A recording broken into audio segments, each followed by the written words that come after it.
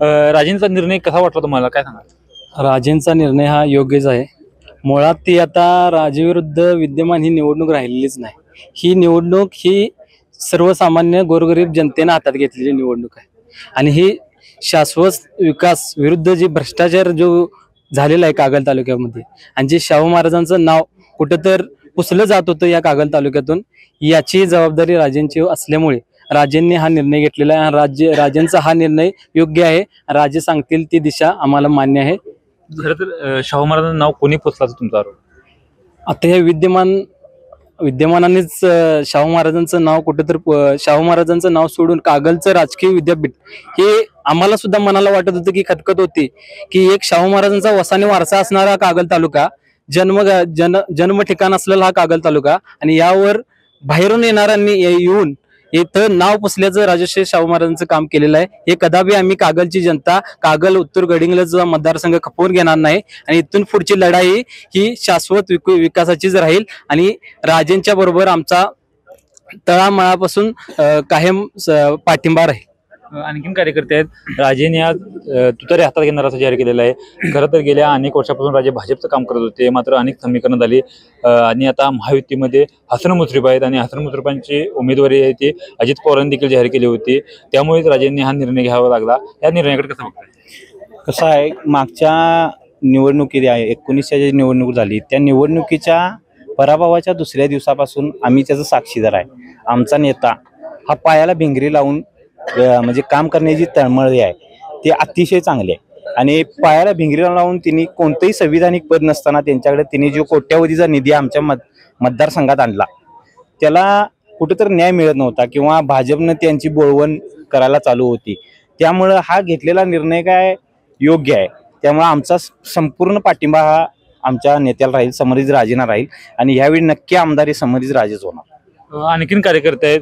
काय सांगाल, आज राजेने रणशिंगे फुकलेला आहे, कशा पद्धतीने तुम्ही पाठिंबा जाहीर केलेला आहे? राजेंचा विजय हा निश्चित आहे आणि त्यांचा विजय म्हणजे 2019 पासून त्यांचा जो पराभव झाला तिथून दुसऱ्या दिवसापासून राजे सातत्याने कामात आहेत आणि त्यांच्या कामाच्या जोरावर हा त्यांचा विजय निश्चित आहे. आपल्यासोबत आणखीन कार्यकर्ते आहेत. खरं तर गेल्या 10 असून दे 25 असून दे कागल विधानसभा मतदारसंघात कशा प्रकारे विकास झाला आणि आता पुढे तुम्ही समर्जित घाटगेंच्या पाठिंबा कशी ताकद उभा करणार?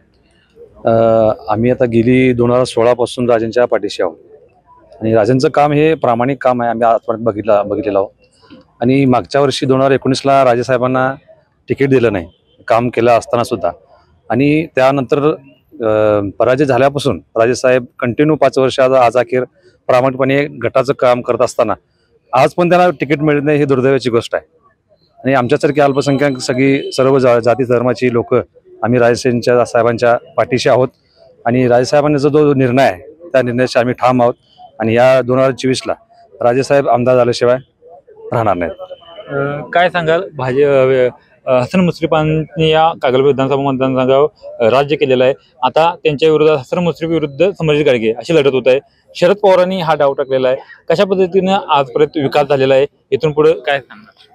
विकास म्हणण्यापेक्षा विकासाच्या फक्त बातात झालेल्या आहेत आणि गेली 25 वर्ष मुश्रीफ साहेबांनी त्या म्हणावं तसं काम झालेलं नाही आहे. शाश्वत विकास तालुक्याचा झालेला नाही, ठोस असं काही मिळालेलं नाही लोकांना, तरुणांना. त्यासाठी आता तालुक्यातील जनतेनं बदल करण्याचा निर्णय घेतलेला आहे आणि राजेसाहेबांनी हा योग्य निर्णय घेतला आहे.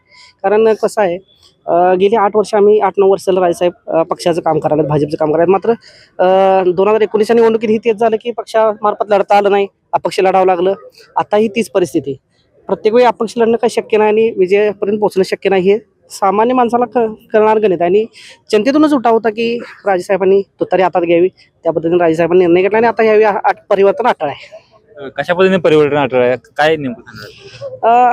तुम्ही कागल तालुक्याचा जर इतिहास बघितला, निवडणुकांचा इतिहास बघितला तर ज्यावेळी दुरंगी लढत झाली ती अगदी काटेचोट लढत झालेली आहे आणि ह्यावेळी राजेसाहेबांनी जर अपक्ष लढले असते तर निश्चितपणाने आपण सांगू शकतो की काही मतांनी पराभव होण्याची शक्यता होती. मात्र आता शरद पवार गटाची ताकद व आज जयंत पाटील साहेब आज येऊन गेलेले आहेत, त्यांची ताकद, या सर्व ताकदीचा जर विचार केला तर निश्चितपणाने विजयाचं कॅल्क्युलेशन आमचं होतंय आणि राजेसाहेब निश्चितपणाने विजयी होतील. तर आपण बघितलं की विजयाचं कॅल्क्युलेशन होतं आणि राजेसाहेब निश्चित विजय होतील असा विश्वास त्यांनी व्यक्त केलेला आणि संभाजी राजेंच्या भूमिकेवर पाठिंबा देत संभाजी घाटगेंना आमदार करण्याचा निर्धारित क्रिया कार्यकर्त्यांनी व्यक्त केलेला आहे. श्रीकांत पाटील, नवराष्ट्र, कागल, कोल्हापूर.